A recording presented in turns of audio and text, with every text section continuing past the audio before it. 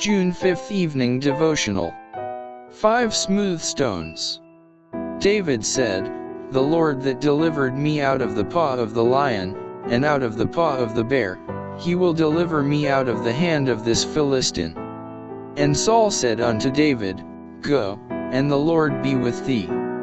1 Samuel 17:37. When David saw that all Israel were filled with fear, and learned that the Philistines' defiance was hurled at them day after day, without arousing a champion to silence the boaster, his spirit was stirred within him.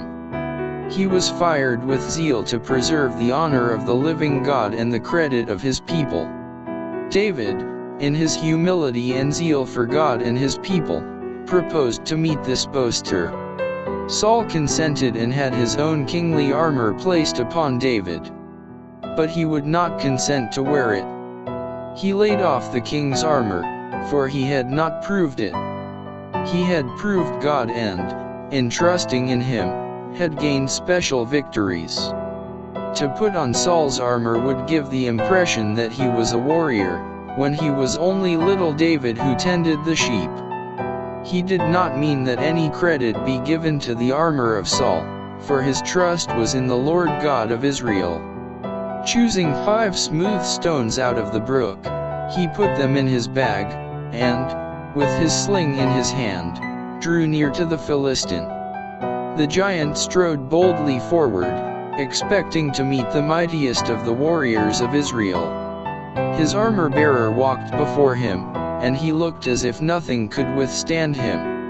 As he came nearer to David, he saw but a stripling, called a boy because of his youth.